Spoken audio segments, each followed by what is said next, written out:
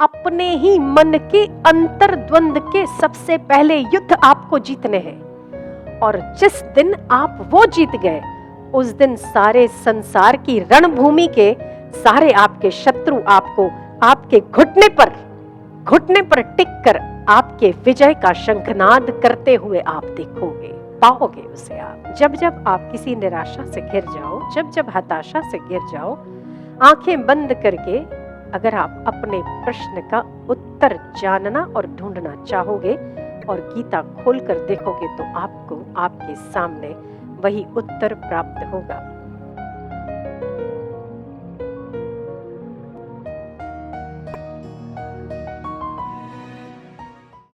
अठारहवां अध्याय, जब पार्थ कहते हैं कृष्ण से कि नष्टो मोह, मेरा मोह नष्ट हो गया, स्मृति लब्धवा, मेरी स्मृति, मैं स्मृति को प्राप्त हुआ हूं। स्मृति तो थी ही, केवल विस्मरण हो जाता है, तब तब हम भयभीत होते हैं, तब तब हम कमजोर होते हैं, तब तब हम अपने आप को ईश्वर से दूर महसूस करते हैं। जब हमारी स्मृति तरोताजा हो जाती है, हमें ज्ञान हो जाता है, ज्ञान कहीं से आता नहीं, ज्ञान हमारे भीतर ही है, केवल उसकी स्मृति हो जाए, तब हम ईश्वर और अपने में अभेदता,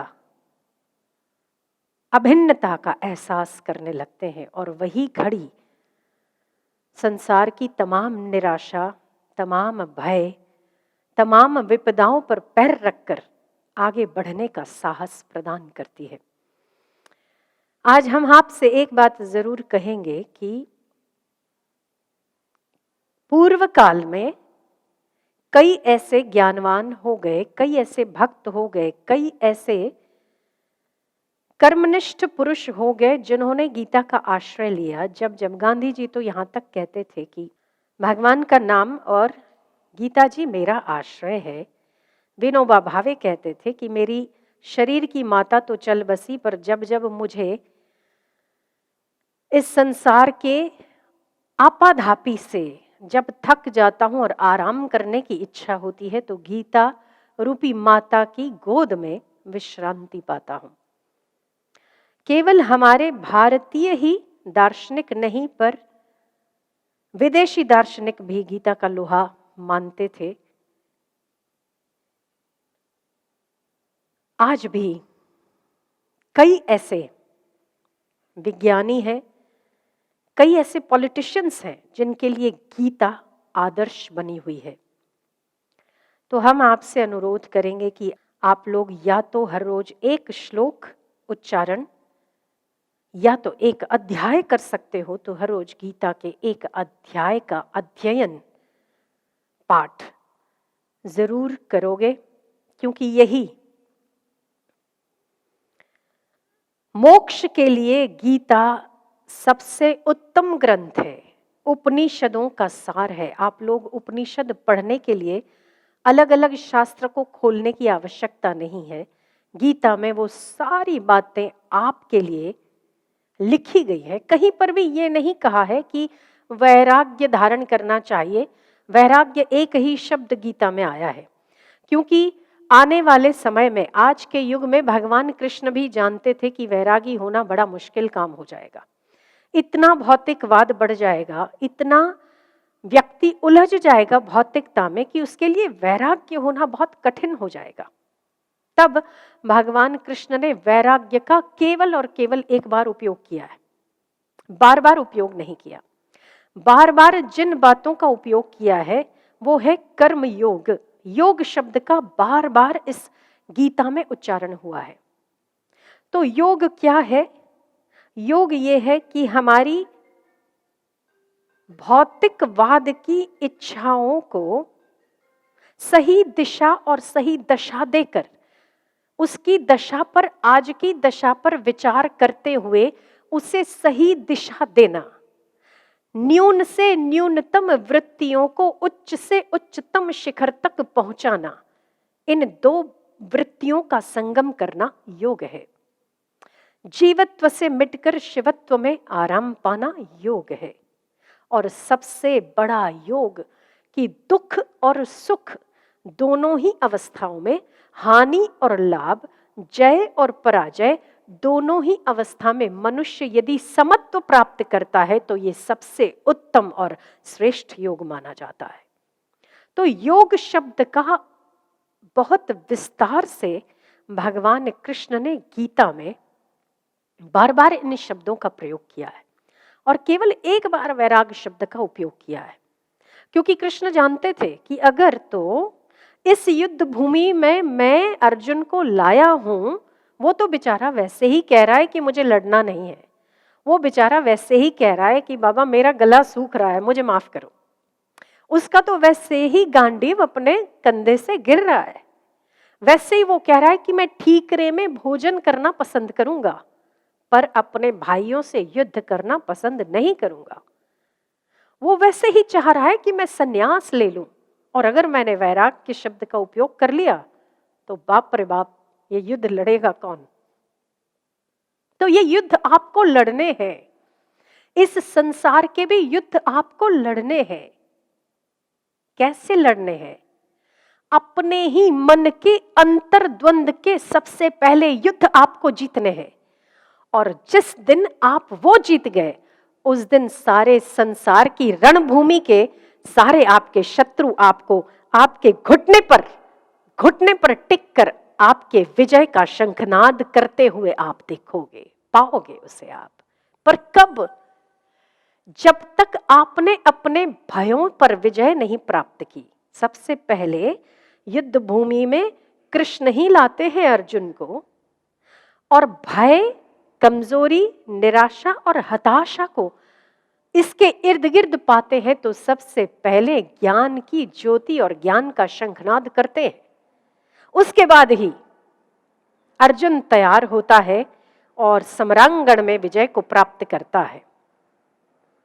हमें भी कुछ ऐसा ही करना पड़ेगा, अपने अंतर्द्वंद के युद्ध को समाप्त करना पड़ेगा। उसके लिए गीता ज्ञान, सत्संग, भगवन नाम सबसे उत्तम औषधि है।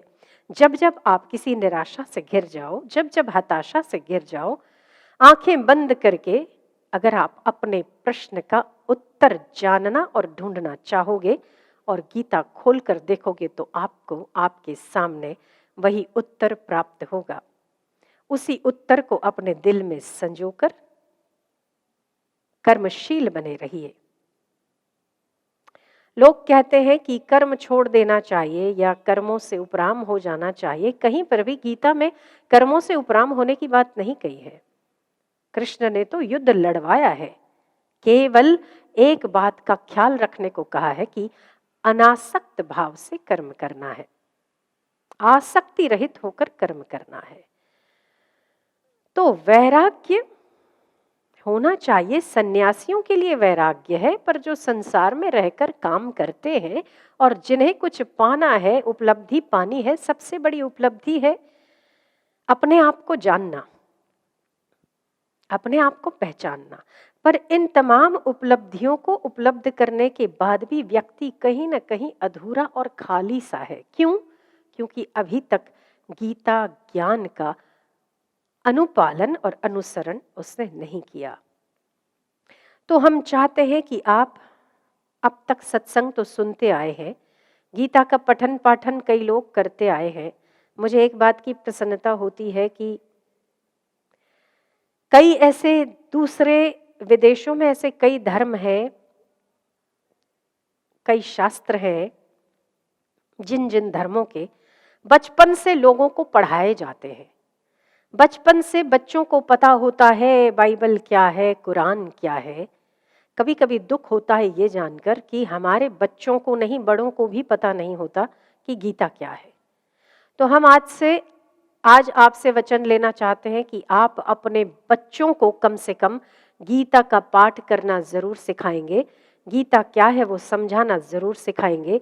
आप भी पाठ करेंगे और अपने बच्चों से भी पाठ करवाएंगे। ये गीता वैसे हिंदुत्व की ही नहीं है, इसमें तो मैं आपको बताऊं कि कई ऐसे ऐसे दार्शनिक हो गए जो विदेशी रहे, उन्होंने भी गीता की भूरी भूरी प्रशंसा की। गीता को सिर पर रखकर नाचते हुए कई दार्शनिकों को पाया गया। तो हमें गीता के ज्ञान का आश्रय लेना चाहिए, क्योंकि हम सभी उसी अर्जुन की तरह हैं जो इस जीवन रथ पर सवार तो हो गए हैं, पर मार्गदर्शन के लिए उस ज्ञान की आवश्यकता बाकी है। तो सत्संग वो जीवन सारथी है, भगवान कृष्ण वो सारथी हैं जो हमें पल पल मार्गदर्शित करते हैं, उत्साह बढ़ाते हैं, हमें रसमय बनाते हैं और हमें सही दिशा प्रदान करते हैं। तो आप दिशामय रहिए, अंतर्द्वंद के युद्ध से बाहर निकलकर बहुत सारे शत्रु, जो धर्म के शत्रु हैं, जो संस्कृति के शत्रु हैं, कई शत्रुओं का आपको खात्मा करना है, पर उसके पहले आपके मन के शत्रुओं पर आपको विजय प्राप्त करनी है।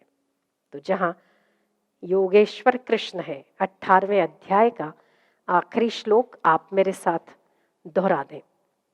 यत्र योगेश्वरः कृष्ण यत्र पार्थो धनुर्धरः, यत्र पार्थो धनुर्धरः तत्र श्रीर्विजयो भूतिः, तत्र श्रीविजयो भूतिः।